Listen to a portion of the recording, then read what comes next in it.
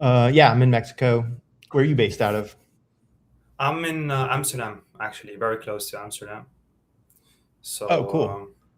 yeah, born and raised. What about you? From Connecticut, and then I moved to LA. So I feel like I'm like an LA dude, and now I'm a Mexican dude, I guess. I know a lot of people Right. from like Copenhagen and Denmark and stuff. So you Yeah, guys are yeah. super smart over there. Okay. And how long have you been in Mexico now? A month. I just went Okay. fully nomad like 2 months ago, maybe 3 months ago. I was in Yeah. SF for like a month, and now I'm in Mexico. And then I'm gonna head over to Copenhagen, and then maybe someplace in Italy. I don't know. Okay. I don't know yet. Yeah. Interesting. Okay, good man. I mean, let's just get straight into it. Just to be sure, the name of the person the article is going to be is for you, right? Ryan Doran. Yeah. Perfect. I mean, you're Perfect. you're writing the article. You can do whatever you Yeah, want. yeah, no, but I sometimes have people who join the meeting for an article for someone else, so I'm just clarifying that Okay. there's no misunderstanding. Okay. That is Do you I. have, sorry, what was that? That is I. I am him. Okay. Yeah, yeah, perfect. So, do you have a preferred title that you'd like to be addressed to as, founder? Some people like to be preferred as software engineer, AI automation specialist, etc. Okay. Yeah. No. Founder of Savant. Okay, perfect. Um, what has inspired you to start your business in the industry that you're in right now? Yeah, that's a good question. The inspiration really came from springing out of AI. I was in analytics for like a decade at a high level at a big organization. I was like the organizational number two, and a couple things. So, like, one is like the bureaucracy in large organizations makes it pretty difficult for you to kind of like build anything of yourself. And you kind of see that like there's a cap on your revenue ceiling working at a big company or anytime you're like working for anybody else. And then when AI came out, I was not a software engineer, but I can code a little bit, SQL, Python. AI comes out, and it's like, oh, I'm a software engineer now, and I can build anything, and I can do anything. And what am I doing working for somebody else? There's so much opportunity now.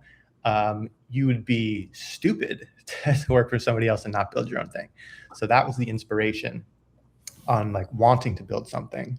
But in terms of like the area in which I'm building, I've just had like a long standing um, thesis around the creator economy that I could like ramble on about, but like the creator economy is where all advertising dollars are coming to. And like so much of global GDP is like advertising dollars.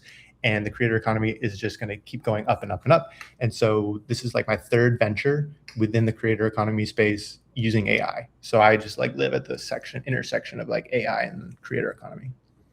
Okay, good. And how long have you been doing this specifically? I mean, building stuff on my own or with co-founders. What year is it? 2026, Yeah. 3 years maybe. Okay. Okay. And up until this point, what would you say have been some challenges or obstacles that you have faced thus far? Let's see. There's like the product side and there's like the marketing side. I think if I go down the list of like my other like failed ventures, the first one was something called Content Squared, which I thought it was a good idea.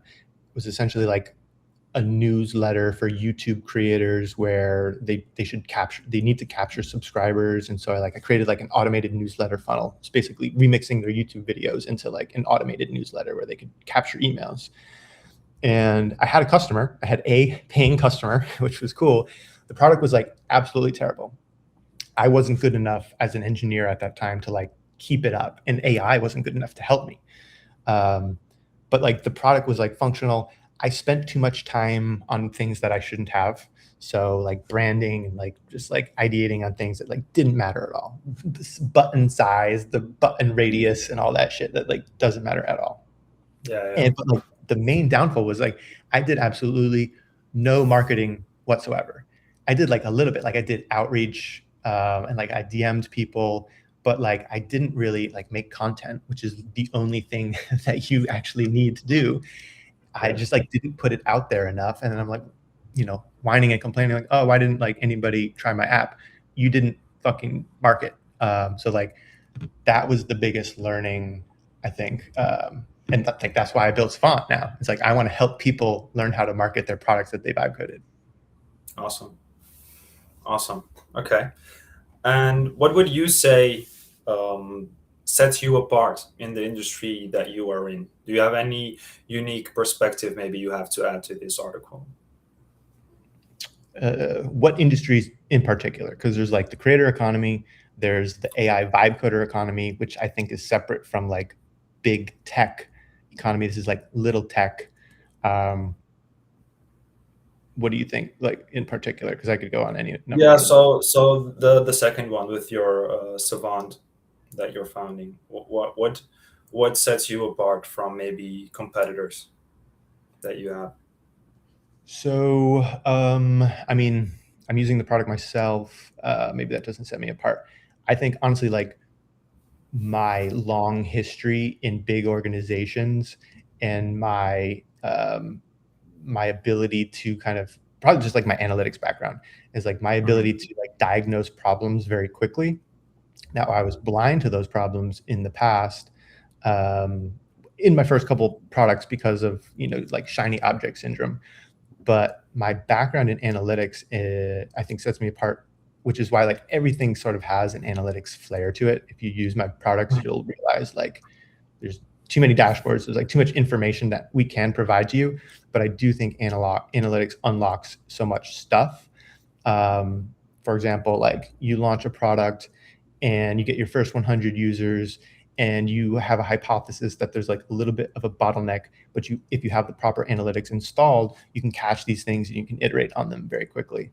So to me, yeah, like my just like long history in analytics coming into like vibe coding and coming into the creator economy, I think is like a new take on things. Yeah, yeah, I like that. That's good. Do you have any notable career lights up until this point, like awards, recognition, accomplishments, etc.? I don't really want to like call out my prior companies that I work for because like I do maybe like talk a little bit of shit about like the bureaucracy Yeah, at some of these places.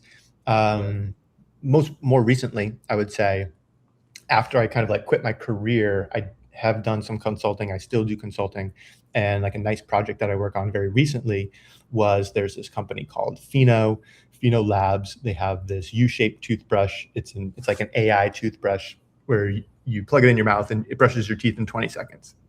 yeah. And I've so, seen that. I think I've seen that. oh, Yeah, cool.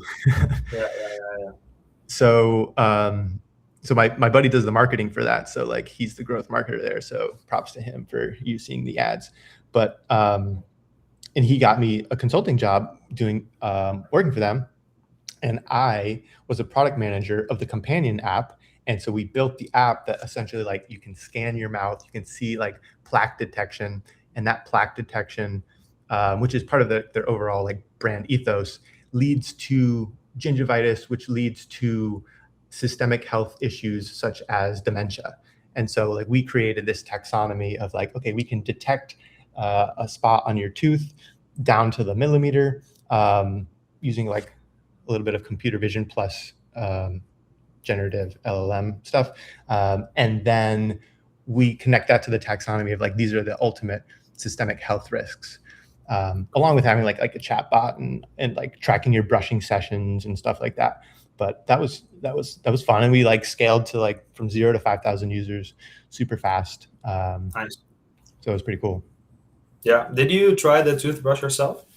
Yeah, I used it for a long time. I didn't bring it with me to Mexico just because like it's a little bit big to travel with, and I literally I put all my shit in storage, and I have a suitcase and a backpack, Yeah, and yeah, that's yeah. all I've got. Gotcha, gotcha. Okay, interesting. Where do you see yourself and your brand in a few years? Like, what are some of your dreams, aspirations? Yeah. Uh, so so the reason so like my overarching thesis of all this stuff is like I want to help people launch their own brands and their own companies. And Savant is a tool, it's a distribution tool so you can launch more stuff. And so I'm really passionate about helping other people learn how to vibe code, helping other people start their personal brands from zero, and kind of connecting those things so that they can go and make money. So I have like a long, like overarching thesis about helping other people start businesses. So success looks like a lot of people obviously using the platform and launching their own companies, because the funnest thing for me to talk about is just like launching new shit and like the nuts and bolts of like vibe coding and distribution, but also just like business structures and like co-founder relationships, and like all that stuff is like super interesting to me. I think everybody should be a founder. I think in the future of the world, where like have like these humongous big corporations, and then there's like this long tail of like super duper tiny companies that can be 1 to 2 people, that like they don't even have to make $1 million a year. They can make a couple $100,000 a year, and those people are going to be crushing it. And like it's not a big lift for someone to escape the corporate grind. And so I kind of going back to like one of your other questions of like what did I learn, but like the corporate grind fucking sucks. It's a political game where you're like climbing this ladder, and you're like, Yeah, people are like backstabbing each other, and it's not about what you know, it's about who you know. And from the analytics perspective, it's about spinning data, not using data to make real business decisions. And yeah, so I know inherently that like all the people who are like working for a boss that doesn't know what they do, uh, and like the companies like going, they don't know how to market, or they're going in the wrong direction, or they're burning dollars doing XYZ thing. All the people in that company know that that's happening. And so, and they want to get out, but they can't, because they have these golden handcuffs, or they've got a kid and they need to like support the family. Um, yeah, there is like this other way, which is like, you have value, you can build your own thing, and you should be able to do it. So I freed myself, and I just kind of want to like free other people too. yeah. That's awesome. I like that. Do you have any specific points or information you'd like me to include into this article?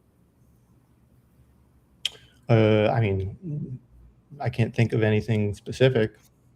Okay, it's okay. If maybe something down the line comes to your head, you can definitely share it with me. What what market trends are you riding right now? Like, how are you staying ahead of your competitors? So I think all the competitors, that's a good question. All of the competitors, and when you think about what Savant is at its core, it's like it's a recommendation engine for video topics, but specifically like hooks. So like hook generation is a big thing in social media. There's all these agencies that kind of pitch you on like these 10 hooks always work, or whatever. And Yeah, there's like an infinite supply of like these hooks out there. And there's like a lot of generic content around that.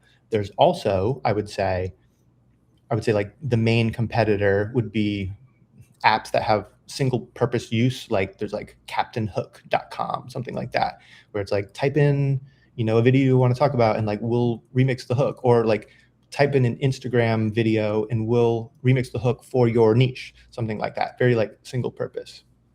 And then there's another type of competitor where I think it's like an account called like the Post Protocol. And the Post Protocol essentially like uses viral videos. They just like repost a viral video. They gain the virality off of that, and then they tell you like why the video went viral. And then yeah, what they sell is they sell like packages of like 50 hooks or like 100 hooks. And they're selling like 50 hooks for like $50 or something like that. And if you yeah, download it, it's just like a Google sheet with like a bunch of things that says like don't do X, do Y, or like if you want to do this, like and so it's like super generic advice. mm, Anyway, I've packaged all this stuff into a platform where you can like plug in your handle and it'll give you recommendations. But the point of differentiation that I'm getting to is that like we've added an agent into the mix. And so mm, we're utilizing like the new technology of like agentic behavior where your companion will actually like do stuff for you. And so it's doing the research for you, and it's like doing daily research of scraping Instagram and TikTok to see what's going viral in your niche or other niches that might apply to you, because it already knows your brand voice. It knows what videos have gone viral for you in the past. So it knows what's working, and it knows how to use what's working out in the world and kind of like put those together to give you the best recommendations. And then it's ongoing. It's not like a static thing. So I think that's what sets us apart from the competitors. And one other thing, which I learned as a content creator, and I think a lot of content creators do this, but nobody really talked about this, which is that they're talking to AI about their content. They're talking to Claude and they're talking to Chat or whatever they're using, and they're getting very, it's like psychoanalysis almost. They're like, what should I post next? People don't know what to post next. They need some sort of like confirmation from an external source of authority to like tell them what to post next. Yeah. And I found myself doing it with Claude, where I'm like, okay, here's what's working for me. Here's the text hook. Here's the visual hook. Here's how I laid out the cover art. And then like, here's what's been working for me. Like, what should I post next? How should I do this? How should I do that? And it's like this constant conversation that you're having with an AI about your content. And if you're doing that and the AI doesn't have, it doesn't have the context of what has performed for you, and B, can't write viral hooks for you, then like you're really swimming upstream, right? You're Yeah. swimming against the current because like you don't have these tools. So the biggest unlock for me is like, I created something where you chat with your content. Now that messaging hasn't resonated yet with people, but I think it will once they get into the system. But like that's a big point of differentiation where like just chat, just chat with the agent, and he'll tell Yeah. you what. Yeah. Yeah. Nice. Okay. I mean, I guess you've already given me a little bit, but could you just briefly walk me through your like flagship products or service? What would be some features, some benefits, maybe some cases that you've already had in the past? Yeah, so basically you analyze your account. You know, you hit the landing page, you can plug in your handle, we'll analyze your account. You'll see what's working, you'll see what's not working. You can do a gap analysis of, you know, what you should probably extend into if you want to like expand your niche. And you'll get video recommendations every day. So that would be like the core product. The place that we're going into is going to be more team oriented stuff, because a lot of these people, you know, if you're an agency, you have a lot of clients, and so you need to write a lot of copy and briefs for your clients. And so it's not like just a creator using the tool, but it's a creator or a, you know, an agency that manages a bunch of creators that needs to put a bunch of copy together. And then from the UGC angle, I'm doing this myself and we're already testing it. I'm writing a bunch of briefs for my team, for my UGC creators, and then I'm putting it out there. And then I can analyze across all channels. So I plug all the channels into one group, and I can analyze what message is resonating across all of the channels. And then we can obviously like learn from that and push updated briefs out to the team. And so the back end of all of this becomes like a highly productionized environment where you're just like constantly issuing new creative, getting new creative back, and there's like a whole editing thing behind the scenes that's going on that I don't have to get into right now, but Right. hopefully that sums it up for you. Yeah, yeah, definitely. And if you had to pick one, what has been the biggest hurdle so far, and how did you overcome that? Time, Time, yeah. having the time and having the energy. I think maybe energy is more important than time. If you are working a job all day long, especially one that you don't like, you come home and you're like very low energy. It's hard to do your 9 to 5, and then, you know, from 5 to 9, be like vibe coding with any type of efficiency whatsoever or productivity. And you're just never going to get there. Honestly, that's my opinion, is that like the side hustle never becomes the main thing because you just can't devote enough resources to it. Yeah. So the way that I escaped was like, I mean, I was lucky enough that like I like built a career and like I had savings, and like I have like I can get like consulting clients whenever I want. But I like drastically reduced the amount of time that I'm spending on making income. So like I was making a high salary as head of analytics, and now I'm making like a pretty low salary as a consultant. But I'm like spending very little time on it. But it gives me a ton of time to unlock what I need to do, and that's just like keeps your energy high and like spend a lot of time on it, and you're just like energized all day to work on your own thing. And so like to me that's the number one thing. Okay. Okay. And what would you say to someone who has the same ambitions as you, but maybe doesn't have that situation where he has a lot of savings, but he wants to weigh out? What kind of advice would you give to that person? That's super tough. That is super tough, and it depends on like what position you're in. Mm, Now, if you're, but I guess the overarching advice would be like limit your lifestyle creep. So lifestyle creep would be where you get a raise and then you move into a nicer apartment. You get a nicer car, you buy a nicer house, or like you buy nicer shit. You get into that consumer mindset. If you're in the consumer mindset, you're probably not in the producer mindset. And I was like big, big time victim of this in the past. Um, so, but like I said, like it depends on where you are. In order to like maintain a lifestyle where like I'm living in LA in like the nicest apartment in Santa Monica, and like it's like my lifestyle like costs quite a bit, and I had to scale that down because I was scaling down my income so that I could spend more time on my other thing. And so wherever you are in your path, if you have to make that decision, you're probably going to have to do the trade-off of lifestyle, which is like a hard realization. Now, if you're like 18, that means like living with your parents for a little bit more. If you're 25, maybe it means like you have a roommate instead of living on your own. When you get into like your 30s, like I hope you don't have a roommate, but like if you have to, like do it. But like everyone's in a different geographical area. of course. Move to Mexico. Mexico is very cheap. It's very nice. Uh, Yeah, would you recommend Mexico? I mean, Tulum feels like Venice. Honestly, Tulum feels like home. And I've been here a Mm, month. I'm gonna go travel some more, but like I could come back here. Um, so I highly recommend Tulum if you're into like that sort of, you know, breathwork yoga lifestyle. yeah. Okay. And are you there by yourself? Do you have a girlfriend or anything, wife? Nope, solo, solo. Okay. Okay. And how would you describe your company culture and core values that you have inside of your business? Let's see. I have a co-founder. It's like good communication. Um, the values are like the same, which is that like we don't want to work for a big company.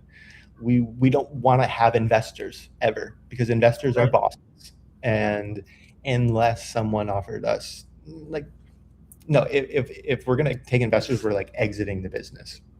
I think we Right. we have that core ethos, and so I mean, the other thing is like you don't want to take on too many employees. You don't want to turn this into it is like a lifestyle business is what we're building here. Um, that's not to say like it couldn't get bigger and go in a different direction, but the thesis that we're building is like, hey, like anybody can build a tech product. We're proving it ourselves, and we're proving it so that we can help you launch more tech products. So we're both just like super duper like passionate about like this new like vibe coding creator economy ecosystem where anybody can do anything and everybody can free themselves financially if they just like open up their MacBook, get Claude Code, and like lock in for a couple months. Wow. Uh, so yeah, it's like that's our ethos and culture. Okay. And I'm curious, you said you mentioned your co-founder. Did you know your co-founder pre-business, or did you like get to know each other through business? Like, how should I see that? No, we've known each other for a couple years. Yeah, it's like had a good like friendly relationship, like talking about this stuff beforehand. Yeah. Okay. And what is your take on starting a business with a friend of you? Because I've heard a lot of people saying like, be careful on starting a business with your friends. Usually it goes wrong, etc., Yeah. etc. Yeah, I think the biggest thing is that, and I've started businesses with friends in the past, um, and they haven't gone. The businesses didn't go in the correct direction, but obviously, like we stayed friends. Trying to think, did I start anything where it went south? I've never like lost a friend over this, but like I would say the biggest thing, just like in a co-founder in general, whether it's your friend or not, sometimes it makes it harder with a friend, but is the communication aspect, specifically around times when there's criticism that has to be delivered. And the criticism is like, okay, you built this new feature and it sucks, or you made a video and it sucks. And I think definitely with like men in general, and I know from managing analysts in the past and people who are like, engineer mindset, um, or just like super duper smart high performers, they don't take criticism well. And it's honestly, it's like not on them to take criticism well. It's on how you deliver the criticism. And most people like don't react well to, negative reinforcement. They react well to positive reinforcement. So you always got to be like hyping the other person up. Yeah, that was awesome. Yeah, that was awesome. Because you have to build up enough trust so that when I do say like, hey, like that last thing you did was kind of trash and we should fix it, you can't go fucking Steve Jobs and just like be be a dick, Like Yeah. he has that reputation, like he's earned that right through like massive amounts of like respect, and stuff that he shipped.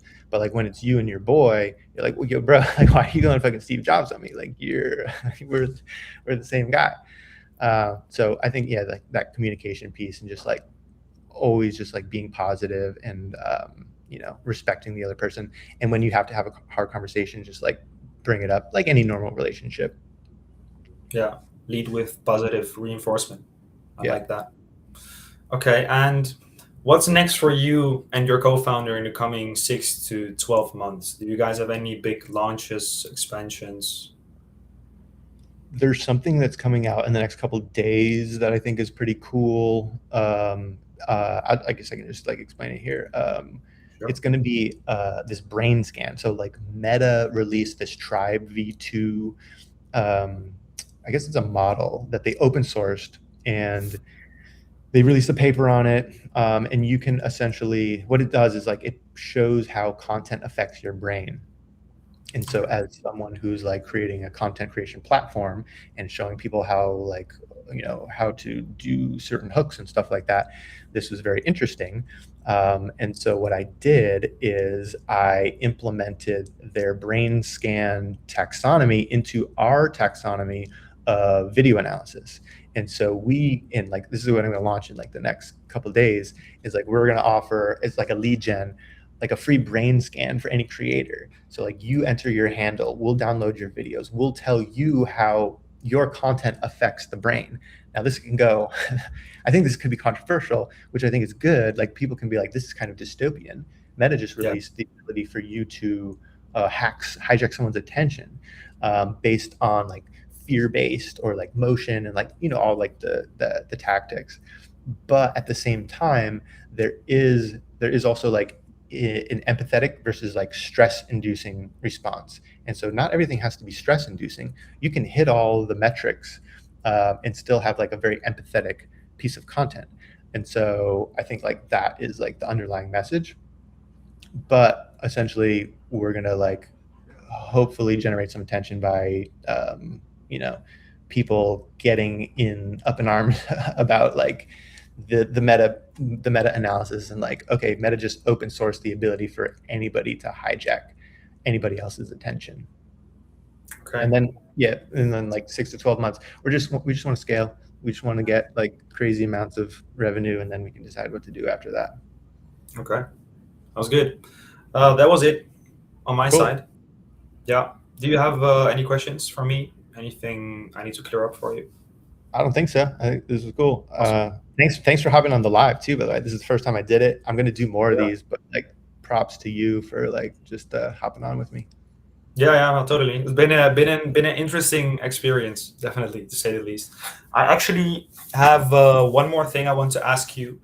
If Yeah. you could drop me one picture of you for the article, so I can use that when I'm gonna publish it live.